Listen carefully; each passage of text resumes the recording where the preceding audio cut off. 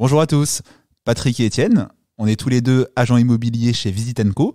Bonjour. On aime bien donner du conseil à nos clients. On a d'ailleurs créé une chaîne YouTube avec plus d'une 50aine de vidéos qui s'appelle La Minute du Propriétaire. Et aujourd'hui, on se lance dans notre premier podcast, le premier d'une longue série, on l'espère, où encore une fois, on va vous donner des conseils en immobilier. J'espère que ça vous plaira. Encouragez-nous à continuer si c'est le cas. Et aujourd'hui, avec notre agent Étienne, je vais le laisser se présenter après, on va revenir sur un basique ô combien important d'une aventure immobilière, qui est tout simplement la toute première visite. Alors Étienne, déjà, est-ce que tu veux nous en dire un petit peu plus sur toi ? Ouais, alors Étienne Odiger, ça fait bientôt 3 ans que je suis dans l'immobilier chez Visit & Co.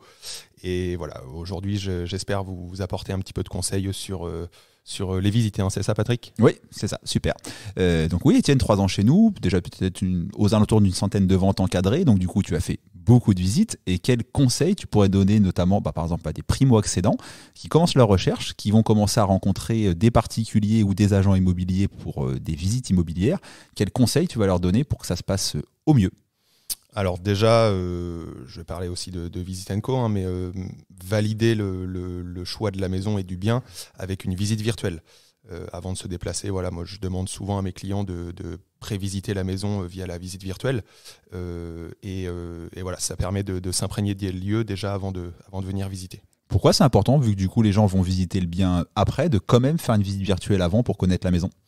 Ça permet tout simplement de valider la maison, les espaces et notamment l'environnement, parce que la visite virtuelle permet de voir via des points 360 sur le jardin, par exemple, l'environnement tout simplement. Ok, super. Est-ce que ça permet selon toi du coup d'être plus précis et que la première visite du bien soit plus constructive, plus de questions, plus de détails, vu qu'on a déjà l'impression de le connaître ? Oui, tout à fait. Voilà, les gens rentrent dans la maison, ils ont l'impression de connaître la maison et forcément, avant de venir visiter, les acquéreurs ont souvent des questions qu'ils préparent. Ok, génial. Super, donc première visite du coup qui se passe bien, imaginons, notamment grâce à une visite virtuelle avant qui a permis de répondre à plein d'interrogations. Qu'est-ce qui se passe après ? Est-ce que visiter un bien une seule fois, ça suffit ou c'est idéal pour l'acheter ? Non. Alors moi je demande souvent de visiter au minimum 2 fois la maison. D'accord. À des moments différents de la journée. Pourquoi des moments différents ?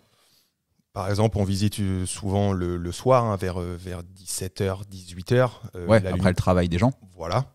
Donc c'est vrai que la luminosité ou le bruit n'est pas le même qu'à 14h, par exemple, dans la journée, quoi. Ok, donc visiter 2 fois le bien, par exemple, ça permet de s'imprégner de l'environnement sonore, visuel, l'activité autour, s'il y a des écoles et ainsi de suite, c'est ça ? Tout à fait, ouais. Ok, c'est ça. Super.